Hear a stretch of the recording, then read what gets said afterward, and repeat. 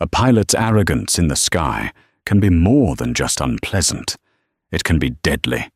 When authority is fused with prejudice, it creates a blind spot where critical information is dismissed and lives are put at risk. This is the story of a routine flight from Denver to Seattle that was anything but ordinary. It's a story about a captain whose ego nearly caused a disaster and a passenger he chose to ridicule. He thought she was just an anxious woman asking silly questions. He couldn't have been more wrong, and the lesson he was about to learn would be delivered at 30,000 feet with the world's most powerful lesson teacher karma. The low, guttural hum of a commercial airliner was a symphony to Dr. Annalise Thornton. For others, it was background noise, a necessary drone for the convenience of modern travel. For Annalise, it was a language. She could discern the subtle shifts in pitch, the rhythmic cadence of the hydraulic systems, the powerful roar of the engines spooling up for takeoff. She didn't just hear the plane, she felt it, a deep, resonant vibration that spoke of immense power held in delicate balance. Today that symphony felt off. She sat in seat 8A, a window seat on Aerovista Flight 732 from Denver to Seattle. The aircraft was a Peregrine 7, a marvel of modern engineering, known for its fuel efficiency and whisper-quiet cabin. Annalise knew this better than anyone on board, better than the pilots in the cockpit, better than the executives at Aerovista who had signed the multi-billion-dollar purchase order. She knew because she was the chief propulsion systems engineer at NovaGen Aerospace. Her signature was on the final design schematics for the NG9000 engines currently bolted to the wings of this very plane. Her trip to Seattle was critical.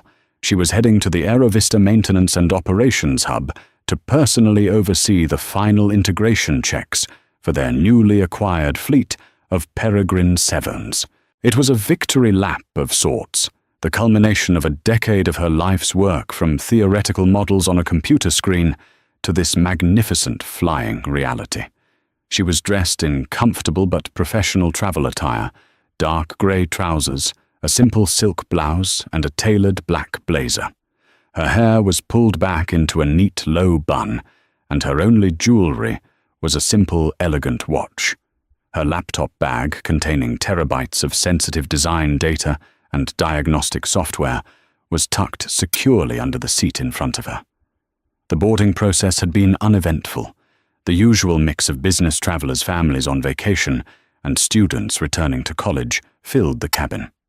Annalise had settled in, enjoying the familiar pre-flight ballet of passengers, stowing luggage and flight attendants preparing for departure. The captain's voice had crackled over the PA system, a smooth, confident baritone belonging to a man named Rick Jensen. His welcome was slick, almost performative, filled with a practiced charm that felt more like a radio commercial than a genuine greeting. "Good morning, folks, and welcome aboard Aerovista 732 with non-stop service to the Emerald City, Seattle. Captain Rick Jensen here at the pointy end.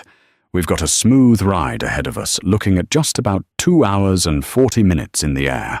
The weather in Seattle is a little drizzly, but hey, that's why they call it the rainy city, right?" He chuckled at his own joke. "So sit back, relax, and let us do the driving." Annalise barely registered the words.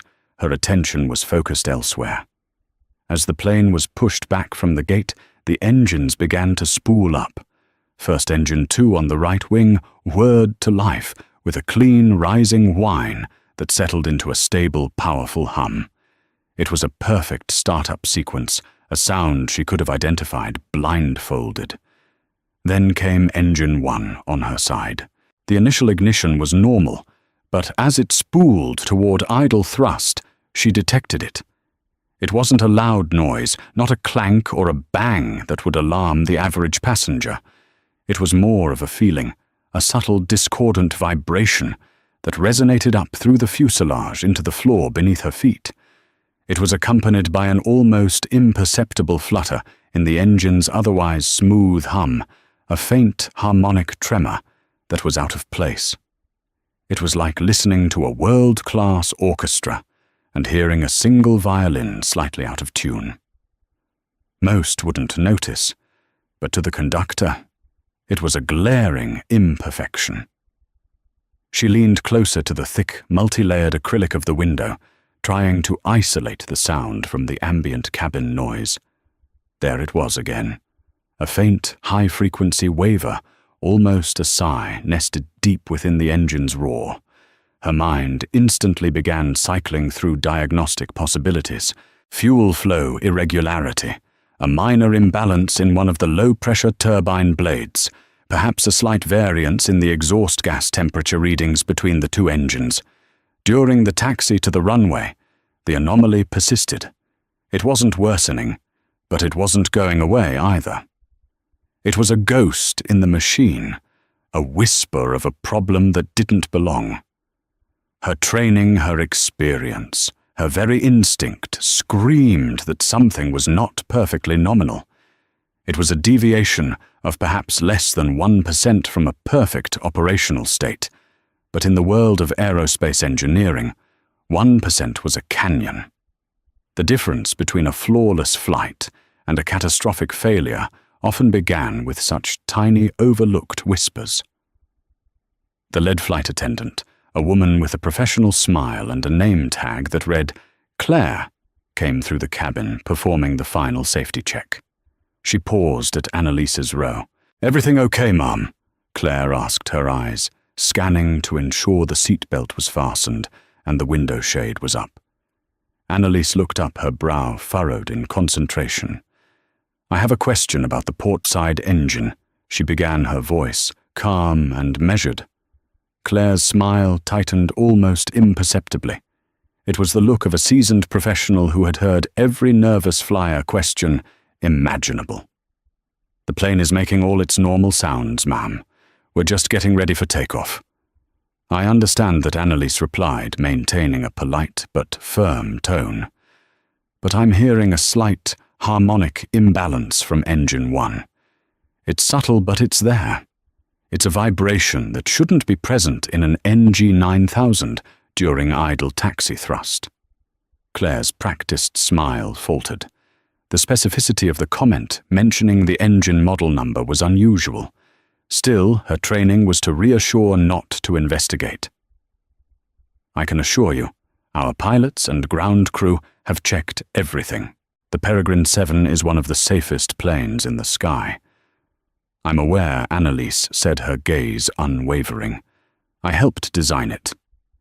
Could you please just ask the captain if he's noticed any EGT differential between the engines on his display, or any slight fluctuation in the N1 fan speed?" The flight attendant was now visibly taken aback.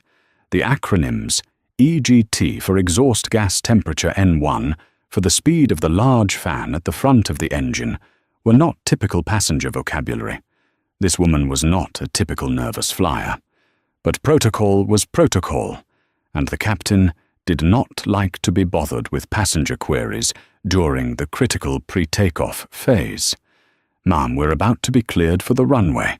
The captain is a bit busy right now," Claire said, her voice becoming a little more strained. "Please," Annalise insisted, her voice dropping slightly but gaining an edge of urgency.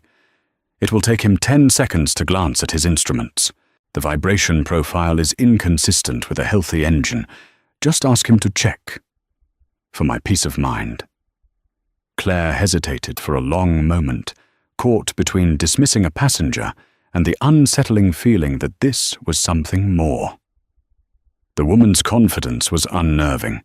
With a reluctant nod, she said, I'll see what I can do," and quickly moved toward the front of the cabin, her professional poise clearly rattled.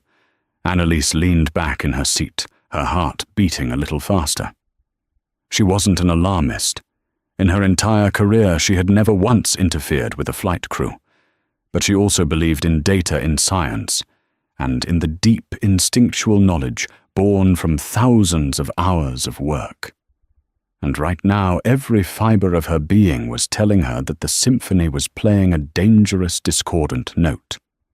The interior of the Peregrine 7's cockpit was an oasis of calm and technology. Gleaming glass displays showed a myriad of information, from navigational maps to the complex inner workings of the aircraft's systems. Co-pilot Nathan Riley, a competent and earnest aviator in his late 20s, was methodically working through the pre-takeoff checklist. He was young but sharp, with a genuine passion for flying that hadn't yet been eroded into the routine cynicism that afflicted some older pilots.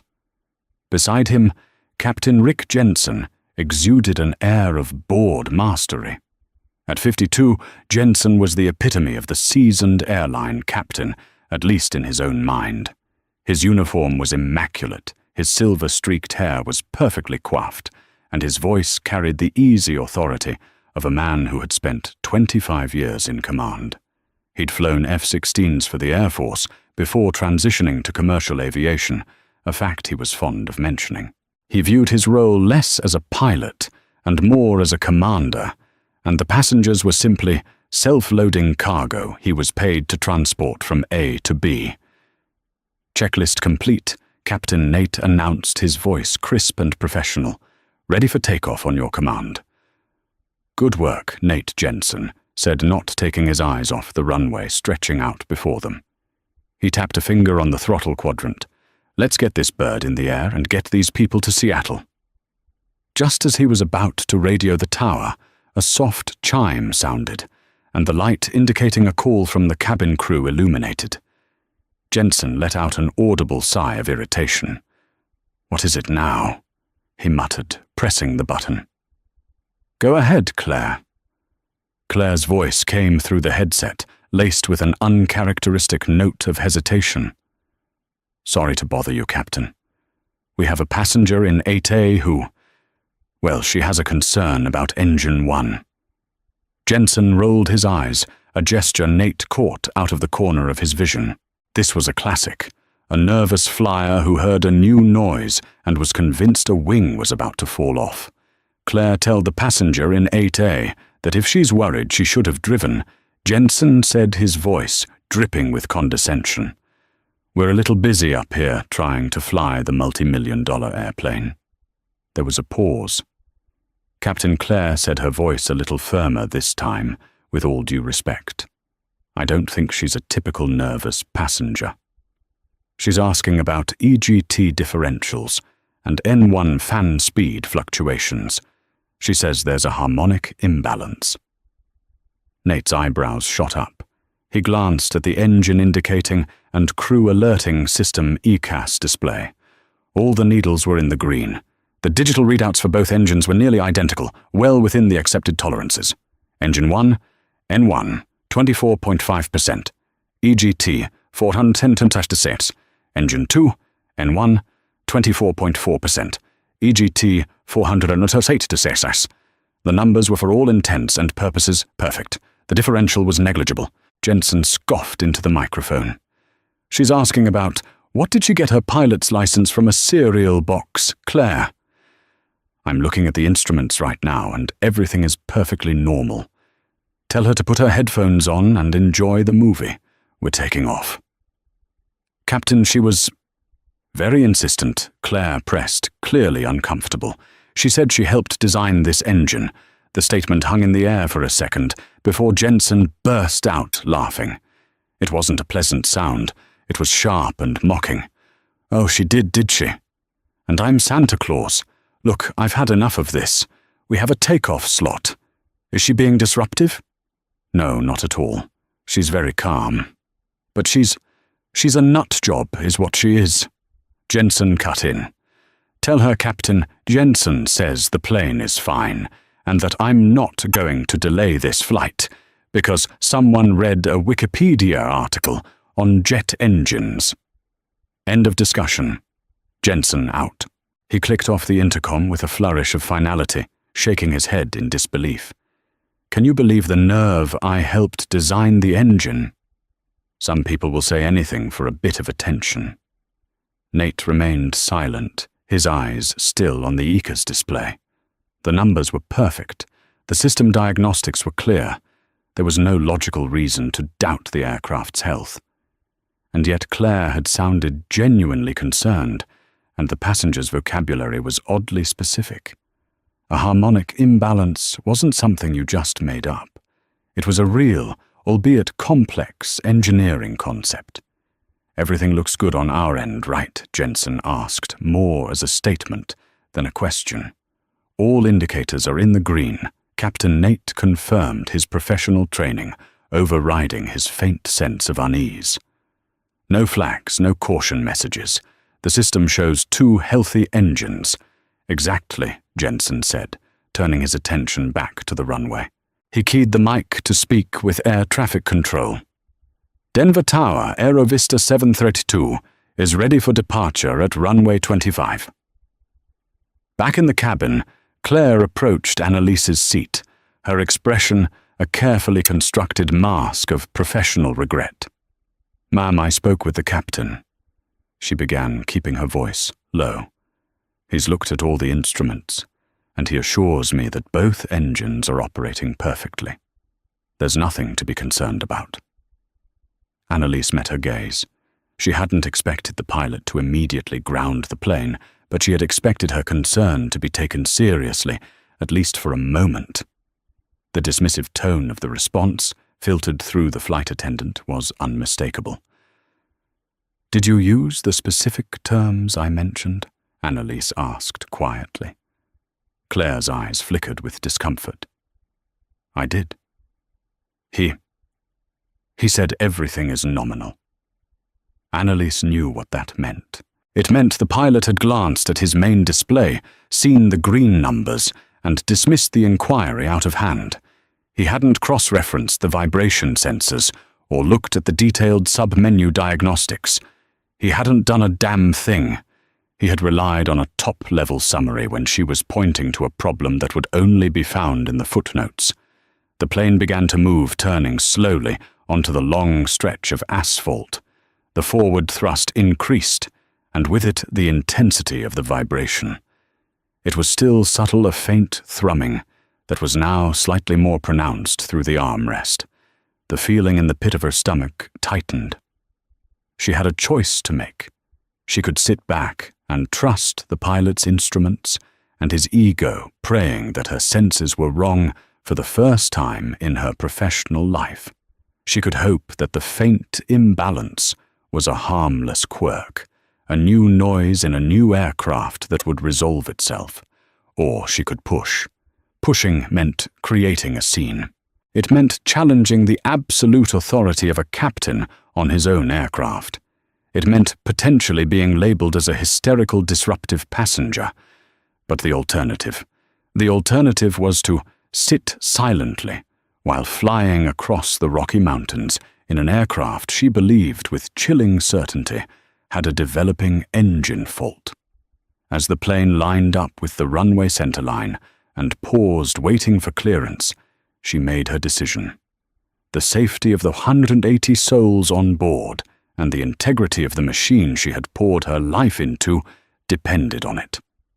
She unbuckled her seatbelt. Claire, who was about to take her jump seat for takeoff, saw the movement and rushed over. "Ma'am, you need to be seated with your belt fastened. We're about to take off." "I'm not going to let this plane take off," Annalise said, her voice soft, but imbued with the unshakable weight of conviction. "The captain needs to listen to me. Now." She stood up, a calm, unmovable presence in the aisle. The act of a passenger standing up moments before takeoff is a cardinal sin in air travel. It triggers an immediate, practiced response. A few passengers gasped. Others, engrossed in their phones and books, looked up with annoyance. Claire Bennett's face paled, her professional composure finally cracking under the strain. "Ma'am, please, you must sit down. I will have to call security if you don't take your seat right now." She pleaded, her voice a tense whisper. Annalise didn't raise her voice. She didn't have to. Her stillness was more powerful than any shout. She simply looked at Claire and said, "Then you should call them, because this aircraft is not safe for flight. The captain has been negligent in dismissing a credible safety concern, and I will not be a party to it." The words negligent and safety concern were like a lit match in a gas-filled room. The passengers in the surrounding rows were now all staring, their conversations ceasing. A low murmur rippled through the front of the cabin. Up in the cockpit, Nate was just receiving takeoff clearance from the tower. Aerovista 732 cleared for takeoff runway 25. Cleared for takeoff Aerovista 732. Jensen confirmed his hand, moving to advance the throttles. At that exact moment, the cabin call chime rang again, this time with a frantic, insistent triple chime reserved for emergencies. Jensen swore under his breath and jabbed the button. Claire's voice was strained, almost breathless. "Captain, you need to come back here. The passenger in 8A, she's standing up. She refuses to sit down. She says the plane isn't safe." Jensen's face contorted with fury. This was no longer an annoyance. It was a direct challenge to his authority, a potential security incident that would mean paperwork delays and a black mark on his otherwise pristine record. "Hold position," he snapped at Nate. He keyed the tower. "Denver Tower Aerovista 732 is holding position on the runway. We have a passenger issue." He unbuckled his own seatbelt with a violent tug. "I'll handle this. Keep the engines running." The cabin door opened, and a moment later, Captain Rick Jensen emerged. He strode down the aisle with an air of thunderous authority, his jacket perfectly straight, his expression a mask of controlled rage. He was used to being the unquestioned commander, and the sight of a lone woman disrupting his perfectly orchestrated departure was an intolerable affront. He stopped in front of Annalise, standing tall to use his height as a tool of intimidation. He didn't address her directly at first, instead turning to the wide-eyed flight attendant. "Claire, what is the meaning of this?" He demanded, his voice loud enough for the entire front cabin to hear. "Why is this passenger out of her seat?" "I tried, Captain," Claire began, but Annalise cut her off. "I am the passenger." Captain Annalise said, her voice steady, despite the intense scrutiny. She met his glare without flinching. "And I am out of my seat because you have willfully ignored a specific and credible report of a potential engine malfunction." Jensen turned his full attention to her, his eyes raking over her in a dismissive glance. He saw a well-dressed black woman, and in his mind, a stereotype instantly clicked into place, an entitled professional who thought her frequent flyer status gave her the right to question his judgment. He let out a short, humorless laugh. "A credible report, ma'am, with all due respect. You are a passenger on my aircraft. I am the captain. My instruments, my multi-million-dollar, state-of-the-art instruments, tell me this plane is in perfect health." "What are your qualifications?" A concerned feeling. "A bad dream you had last night." The condescension was thick and suffocating.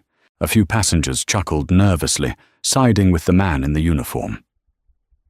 "My qualifications are not the issue," Annalise replied, refusing to be drawn into his game. "The issue is the abnormal vibration and acoustic signature from Engine 1. I asked your flight attendant to have you check the EGT and N1 readings for any subtle anomalies.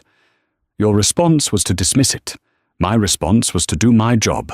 Jensen boomed, his voice rising.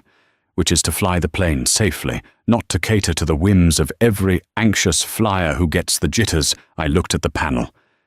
"Everything is green. Now I am going to ask you one time, sweetheart. Sit down, buckle your seatbelt, and let me and my crew do the job we are trained for." The word sweetheart hung in the air, a drop of poison. It was a calculated insult designed to diminish and infantilize her in front of everyone. Annalise's jaw tightened, but her composure remained absolute. "Captain, your condescension does not change the laws of physics," she said, her voice dangerously quiet. "A harmonic imbalance in a high-bypass turbofan engine, even one that doesn't immediately trigger a warning on the AIKS, can be a precursor to catastrophic blade failure. It could be a simple sensor issue, or it could be the start of a containment breach. Given that we are about to undertake a full-power takeoff and climb over a mountainous region, to ignore it is not just unprofessional, it is reckless. Her technical precision was a stark contrast to his blustering authority. She wasn't emotional, she wasn't hysterical. She was speaking with the cold, hard clarity of an expert, and that more than anything seemed to infuriate him. He was losing control of the narrative. He took a step closer, his face inches from hers. "Listen to me, lady. You are now interfering with a flight crew. That is a federal offense. You have two choices. You can sit in that seat and be quiet, or you can be escorted off my plane by airport security and spend the night answering questions from the FBI. What's it going to be?" The threat was stark. The final play of a man who had run out of arguments and was resorting to raw power. The cabin was dead silent. Every passenger was watching the confrontation, a real-life drama playing out in the narrow aisle. Annalise didn't even blink. She held his furious gaze and saw past the uniform and the bravado to the deep-seated arrogance and insecurity beneath. He wasn't a commander. He was a bully. And he had just made the biggest mistake of his career. "Then I guess it will be the second option," she said calmly. "Because I would rather spend a night with the FBI than a few minutes at the bottom of a ravine in the Rockies. But before you make that call, Captain, I suggest you ask your co-pilot to run a full vibration analysis from the engineering sub-panel. Specifically check the data from the accelerometers on the main bearing of the N1 fan shaft. I suspect you'll see a spike in the 1.5 to 1.7 kilohertz range that is well outside baseline parameters. She had laid a trap, and he had walked right into it. She had given him every chance to be a professional, to quietly check the data to be a pilot. He had chosen to be a tyrant instead. Now, in front of his crew and his passengers, she had laid down a gauntlet of technical specifications, so precise, so esoteric, that it could not be dismissed as a guess. It was a statement of fact, waiting to be verified. Jensen was momentarily speechless. He had no idea how to even access that sub-panel, let alone what the numbers would mean. His bluff had been called, and his technical knowledge was exposed as shallow. He stared at her, his mind reeling a flicker of genuine uncertainty, finally piercing his thick wall of arrogance. Who was this woman? In the hushed tension of the cabin, Captain Jensen's face cycled through a series of emotions, rage, disbelief, and now a sliver of panicked confusion. The passenger's hyper-specific terminology had struck a nerve. It wasn't the rambling of an amateur. It was the language of an engineer, a language he was only partially fluent in. He was the driver, not the mechanic. He knew what the buttons did, but he didn't know why they did it. He tried to recover, to reassert his dominance. "I'm not running any fantasy diagnostics based on a passenger's feelings," he snarled, though his voice had lost some of its booming certainty. "This is my cockpit, my authority. It's Novagen Aerospace's engineering." Annalise countered her voice, as sharp and precise as a scalpel. "And your authority as captain doesn't give you the right to ignore a potential mechanical failure. It in fact obligates you to investigate it." From the cockpit, co-pilot Nate Riley had been listening to the entire exchange over the cabin address system, which Jensen had left open in his haste. He felt a cold knot form in his stomach. The woman's words resonated with the countless hours of technical training he'd undergone. He knew exactly which sub-panel she was talking about. It wasn't part of the standard pre-flight check, but it was accessible. The diagnostic tools were there for this very reason, to investigate anomalies that didn't rise to the level of a full-blown automated warning.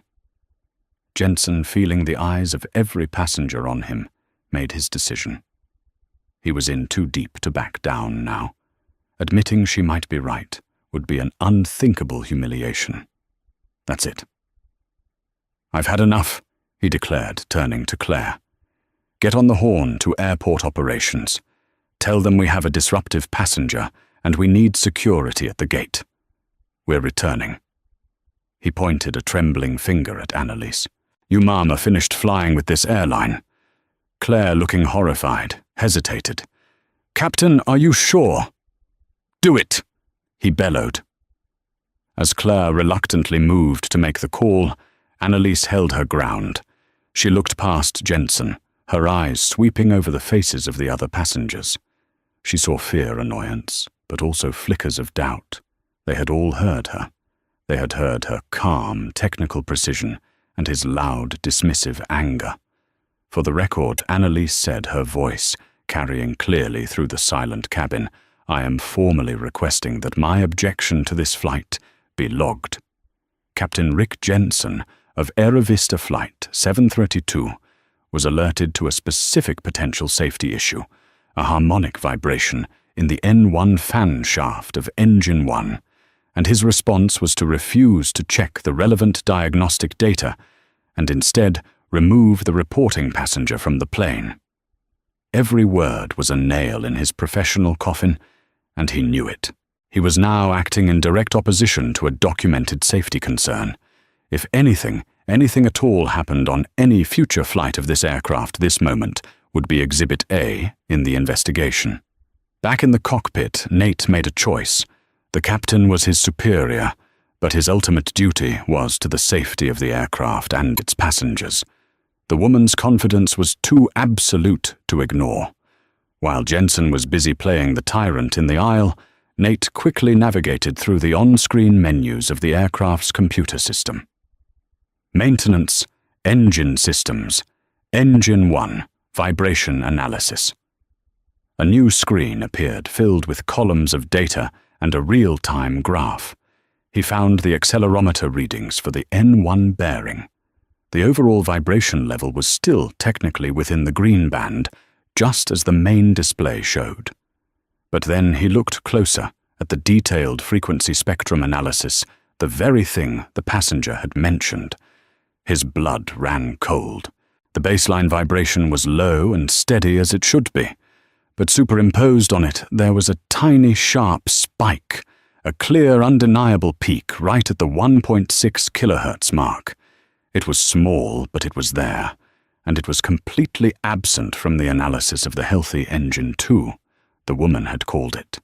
From her seat in row 8, through the noise of the cabin and the layers of the fuselage, she had diagnosed a specific vibration frequency that he could only see with the most advanced diagnostic tools on the flight deck. It was impossible. It was like a passenger telling a brain surgeon where to find a microscopic aneurysm from the waiting room. Jensen was still grandstanding in the aisle. "Security will be here any minute. I hope you're happy. You've delayed 180 people." At that moment, the cockpit call chime sounded. It was Nate. Jensen, irritated at the interruption, turned and stomped back toward the cockpit door. "What is it, Riley?" he snapped as he entered. Nate didn't say a word. He just pointed a shaking finger at the screen. "Look, sir, the N1 bearing accelerometer." Jensen leaned in his eyes, scanning the data. He saw the graph. He saw the spike. He saw the frequency reading 1.62 kilohertz. His mind struggled to process what he was seeing. It was exactly what she had said, word for word. The color drained from his face. The blustering rage was replaced by a sudden chilling dread.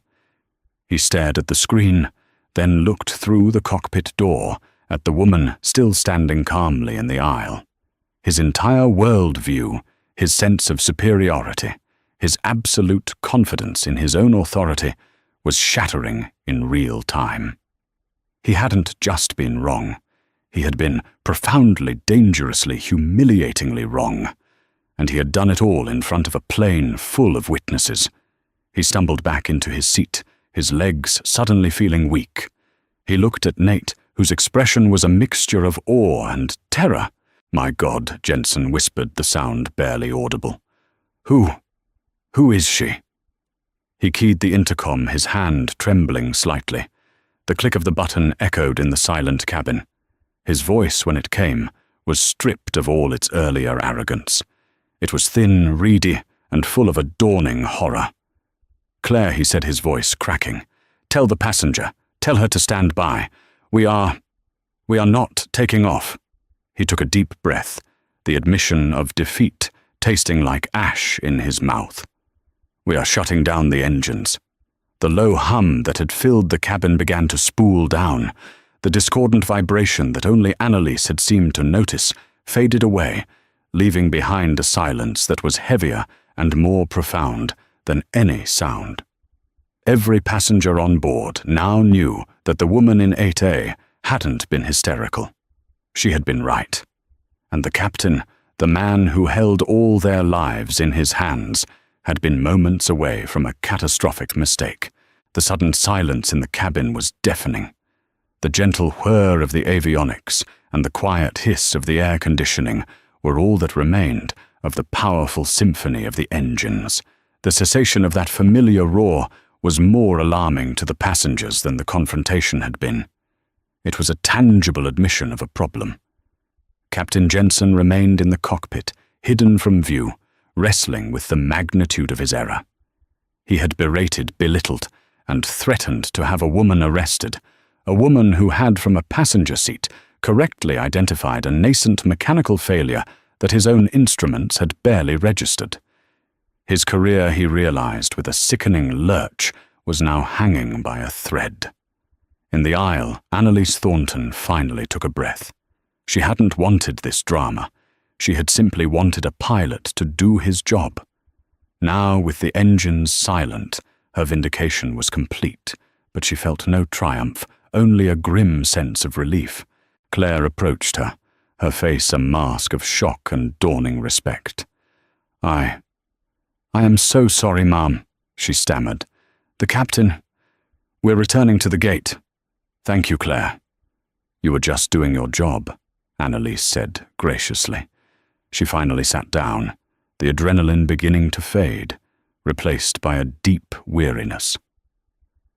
The plane was towed back to the gate in an atmosphere of stunned silence. No one spoke. The passengers who had chuckled at Jensen's insults now stared at their feet or out the windows, avoiding eye contact with the woman in 8A. They had witnessed a complete and total dismantling of authority, not by force, but by quiet competence. When the jet bridge reconnected, the cabin door opened, but it wasn't just the gate agent who came on board. A group of 3 men in Aerovista corporate uniforms, their faces grim, boarded the plane, followed by 2 senior members of the ground maintenance crew in overalls. One of the corporate men, who looked to be a senior manager, went directly to the cockpit. The other 2, along with the maintenance crew, headed straight for Annalise's row.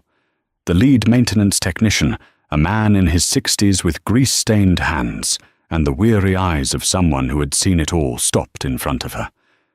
"Ma'am," he said, his voice filled with a professional curiosity that bordered on reverence. "I'm Paul, the lead tech here in Denver," the captain relayed. "Well, he relayed your observation. A 1.6 kilohertz spike on the N1 bearing accelerometer.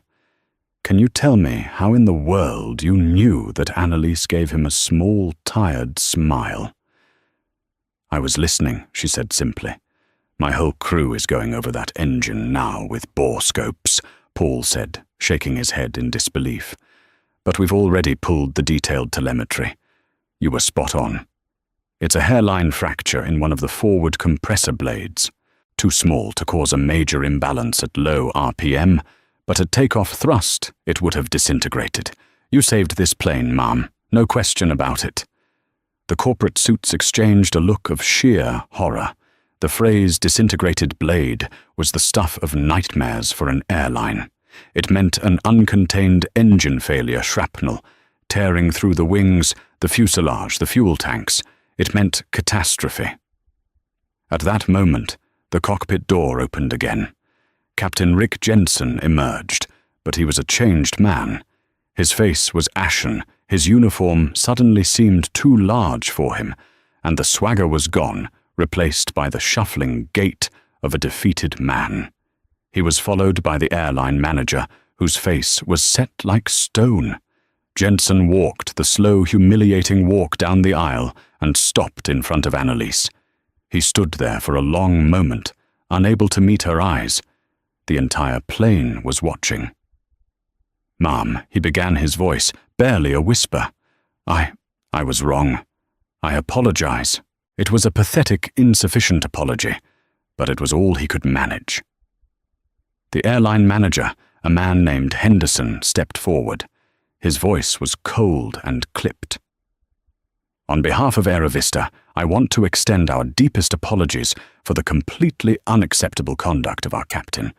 Your flight will be rebooked, and we will be compensating every passenger on this aircraft for the delay and the distress caused." He then turned to Annalise. "Ma'am, your diligence has averted what could have been a major incident. We are profoundly in your debt. For our records and for the official incident report, we need to get your full name." Annalise looked from the humbled captain to the anxious manager. The time for anonymity was over. She reached into her blazer pocket, retrieved a business card, and handed it to Henderson. He took the card and read it. His eyes widened. He read it again, as if he couldn't believe what it said. He looked up at Annalise, his expression now one of complete and utter awe. He handed the card to the maintenance chief, Paul, whose jaw dropped. Finally, Henderson turned to the still-standing Captain Jensen. He held the card up for him to see. On the card, in simple, elegant text, were the words, "Dr. Annalise Thornton, Chief Propulsion Systems, Engineer NG-9000 Program, Novagen Aerospace." Jensen stared at the card. The name, the title, the company. The blood drained from his face, leaving a sickly pale grey pallor. Novagen Aerospace. They didn't just supply the engines, they were the world's premier aerospace design firm. The NG-9000 program was the most advanced civilian engine on the planet, and the woman he had called sweetheart and lady and threatened to have arrested was not just an engineer. She was the chief engineer. She didn't just know the engine, she had created it. The full, crushing weight of his arrogance came crashing down on him. He hadn't just insulted a passenger. He had belittled the one person on Earth who knew more about the machine he was flying than anyone else. He had staked his career on his own ignorance, against her unparalleled expertise, and he had lost in the most public and humiliating way imaginable. The silence that followed was broken by the maintenance chief, Paul, who looked at Annalise with a newfound sense of wonder. "Dr. Thornton," he said the name, sounding like a benediction. "It's an honor. We've all studied your work." Annalise simply nodded, accepting the acknowledgement with quiet grace. Her gaze finally settled on Jensen, who looked like he was about to collapse. She didn't say a word. She didn't have to. The look in her eyes conveyed it all, the disappointment, the righteous anger, and the cold, hard reality of his failure. His professional life was over. He had not only endangered his passengers, but had also revealed a fatal flaw in his character, an ego so vast it had blinded him to a clear and present danger. And he had done it in front of the one person he should have listened to above all others. The revelation was complete, not just for the passengers, but for Captain Rick Jensen himself. The deplaning process was surreal. There was no usual jostling for overhead bin space or impatient shuffling in the aisle. Passengers filed out quietly, almost reverently, many of them nodding or murmuring a quiet "thank you" as they passed Annalise's seat. They were no longer just passengers. They were participants in a story they would tell for the rest of their lives, the day a quiet woman saved their plane from its arrogant captain. Annalise remained in her seat, speaking in low technical tones with Paul, the maintenance chief, and Henderson, the airline manager. They weren't treating her as a passenger anymore. She was a consultant, an expert whose every word was recorded with a mixture of gratitude and dread. She explained the precise acoustic signature she had detected, theorizing that the fracture was likely propagating from a microscopic metallurgical impurity missed during the forging process, a 1 in a million flaw. You'll want to issue a fleet-wide advisory. She recommended, her tone clinical and professional. Ask all operators to run a detailed vibration analysis on their NG9000s, specifically looking for this frequency signature. It's probably an isolated incident, but there's no room for probability in aerospace. Henderson nodded vigorously, scribbling notes. Dr. Thornton, of course. We will ground our entire Peregrine fleet until every engine is inspected per your recommendation. The FAA will be notified immediately. His primary focus now was damage control, and this woman was the key. Her cooperation would show the airline was being proactive, not negligent. Meanwhile, Captain Rick Jensen's unraveling was swift and absolute. He was a ghost in his own story. After his pathetic apology, he had been instructed by Henderson to remain in the cockpit and not to speak to anyone. He sat in the captain's seat, the seat that had been the source of his identity and pride, and felt it transform into a dock for the accused. He could hear snippets of the conversations outside the deference in their voices when they spoke to Dr. Thornton, the urgent calls Henderson was making to corporate headquarters. The name Dr. Annalise Thornton was repeated over and over, a mantra of his failure. Co-pilot Nate Riley sat in the right-hand seat, a silent witness. Nate was meticulously filling out the official flight log and preparing his own statement. He knew this report would be the most important one of his career. He documented everything: the initial call from Claire Jensen's dismissive and unprofessional response, the exact technical terms the passenger used, Jensen's public confrontation and threats, and finally the discovery of the vibration anomaly on the diagnostic panel. He was objective and factual, but the facts themselves were a damning indictment of his captain. His loyalty was not to the man, but to the profession, and Jensen had betrayed it. After the last passenger had deplaned, Henderson returned to the cockpit. He didn't even look at Jensen. He spoke directly to Nate. "Mr. Riley, a car is waiting to take you to a hotel. You'll be interviewed by our chief of safety and a representative from the FAA in the morning. Please ensure your report is thorough." "Yes, sir," Nate replied, grabbing his bag. He gave a brief, almost pitying glance at the man he had started the day calling captain, then left without another word. Finally, Henderson turned to Jensen. The corporate politeness was gone, replaced by an icy fury. "Rick," he began the use of his first name, a deliberate stripping of his rank. "You are officially grounded, pending a full investigation. Hand me your ID and your cockpit credentials." Jensen stared at him, numb. "Bob, it was a minor vibration. The instruments were green." He mumbled a pathetic attempt at self-preservation. "Don't you dare!" Henderson's voice was a low snarl. "Don't you dare try to minimize this. You were alerted to a specific, credible threat by the world's leading expert on that engine, and you called her sweetheart and threatened her. You didn't just fail to listen. You chose to be arrogant. You chose to put your ego ahead of the lives of 180 people.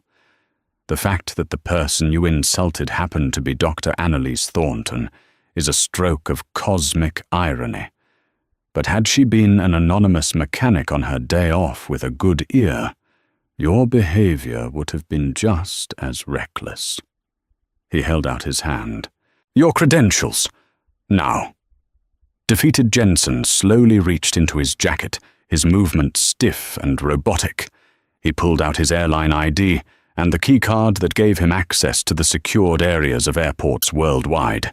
He placed them in Henderson's palm, The plastic cards felt as heavy as lead. With that simple act, his career was effectively over. "You will be escorted from the airport by security," Henderson continued, his voice devoid of any emotion. "Not as a pilot, but as a suspended employee under investigation. A car will take you home. Do not contact any member of your crew. Do not speak to the press. You will be contacted by our legal department." The final humiliation came when 2 uniformed airport security officers appeared at the cockpit door. They didn't touch him, but their presence was a clear message. He was no longer in charge. He was a liability being managed. As Jensen was walked through the empty jet bridge, a pariah on his own vessel, he passed Annalise, who was just leaving the aircraft with Paul and Henderson's team. Their eyes met for a fleeting second. Her expression was not one of triumph or pity. It was one of profound disappointment. It was the look of a creator seeing their creation nearly destroyed by the carelessness of its user. That look would haunt him far more than any official reprimand. It was the silent final judgment on his character and his career. The unraveling was complete. He had built his world on a foundation of arrogance, and in the space of a single hour, it had all crumbled to dust. 2 weeks later, the final act of Rick Jensen's professional life played out not in the sky, but in the sterile, soundproofed environment of a corporate boardroom at Aerovista's headquarters in Dallas. The long, polished mahogany table reflected the grim faces of the people seated around it. Robert Sterling, the formidable vice president of flight operations, 2 lawyers from the airline's legal team, a stern-faced representative from the pilots' union, and at the far end, a pale and visibly thinner Rick Jensen. The investigation had been swift and mercilessly efficient. Nate Riley's detailed report, corroborated by statements from Claire Bennett and several other crew members, painted a clear picture of Jensen's escalating aggression and willful negligence. The flight data recorder and cockpit voice recorder confirmed every detail his mocking words and dismissive tone preserved for damning posterity. But the centerpiece of the hearing was a document that had sent shockwaves through the entire industry. It was a formal report submitted by Dr. Annalise Thornton. In precise, dispassionate language, she detailed the event, the specific mechanical issue, and the captain's unprofessional response. But she went further. She cross-referenced the telemetry from the faulty engine with a database of manufacturing records and identified the specific batch of turbine blades from which the flawed one had originated. Novagen Aerospace had already issued a global recall and inspection mandate based on her findings, an action that had likely prevented multiple future incidents. Her report didn't just highlight a pilot's failure. It showcased a level of diagnostic genius that made Jensen's actions seem all the more foolish. Robert Sterling, a man with a reputation for being as tough as a landing gear strut, stared down the table at Jensen. Captain Jensen Sterling began, his voice a low rumble of controlled anger. "We have reviewed all the evidence from Flight 732 on August 12th. We have the co-pilot's report, the flight attendant's statements, the CVR transcripts, and the engineering report from Dr. Thornton. Is there anything in those documents that you believe to be factually inaccurate?" Jensen, accompanied by his union rep, could only shake his head. "No, sir. The reports are accurate," Good Sterling said, leaning forward. "Then let's be clear about what happened. You were given credible, specific information about a potential safety of flight issue. Your response was not to investigate, but to belittle, threaten, and attempt to remove the person providing that information. You chose to publicly humiliate a passenger rather than take 10 seconds to look at a diagnostic screen that your own co-pilot was able to access with ease." He paused, letting the weight of the accusation settle in the silent room. "Your actions demonstrated a catastrophic failure of the most fundamental principle of your command, safety first. Your ego became a greater priority than the well-being of your passengers and crew. You dismissed a warning not because it lacked merit, but because you disliked the person it came from. This wasn't just a mistake, Jensen. It was a character flaw, and it's a flaw we cannot have at 35,000 feet. The union representative tried to interject. Mr. Sterling, Captain Jensen, has a 25-year record of exemplary service.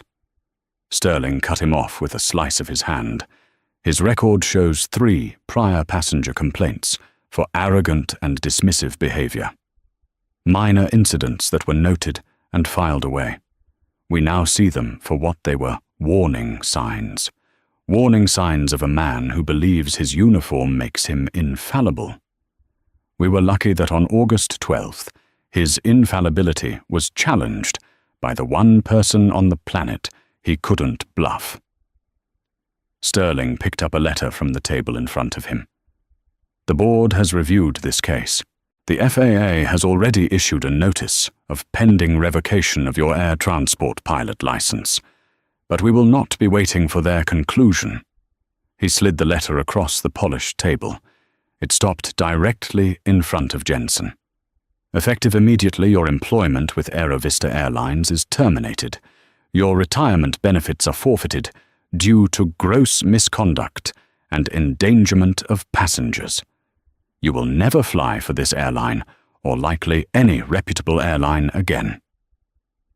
The finality of the words sucked the remaining air from the room. It was the corporate equivalent of a public execution. Hard karma delivered without emotion. Jensen stared at the letter. His life's work, his identity, reduced to a single page of damning text. He had reached the pinnacle of his profession only to be cast out in the most ignominious way possible. Months later, far from the sterile boardrooms and bustling airports, Annalise Thornton stood on a windy observation gantry at the Novagen test facility in the Mojave Desert. Below her, a brand-new NG9000 engine, bolted to a concrete test stand, was being prepared for a full-power run. A young, bright-eyed engineer named Ben stood beside her clipboard in hand. "Dr. Thornton, all pre-test checks are complete. We're ready for ignition on your mark." "Thank you, Ben," she said, her eyes scanning the powerful machine. "Run the full vibration analysis suite during the test. I want to see the frequency spectrum in real time." "Of course, Doctor," he replied, already knowing this was her new unshakable protocol. The Thornton Protocol, as the younger engineers called it, was now a standard part of every engine test. As the engine spooled to life with a deafening, perfectly clean roar, Annalise felt that familiar, resonant hum. It was the sound of power, of precision, of safety. It was the symphony she had written, and today every instrument was perfectly in tune. She had not sought a confrontation on that flight from Denver, but she had not shied away from it. Her victory was not over Rick Jensen, but over the arrogance that he embodied. Her work continued, driven by a quiet, unshakable dedication to the truth told by science and the whispers in the turbine.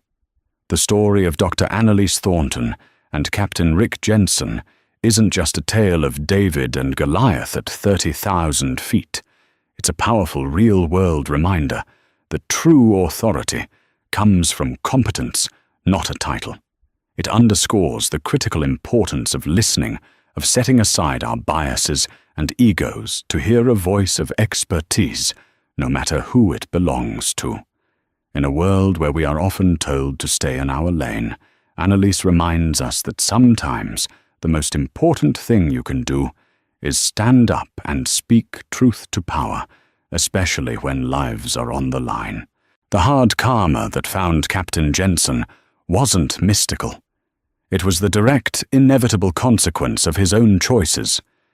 If you found this story of justice and vindication as compelling as we did, please take a moment to support our channel. Hit that like button, share this video with someone who needs to hear it, and most importantly, Subscribe for more stories that matter. What did you think of the captain's actions? Let us know in the comments below.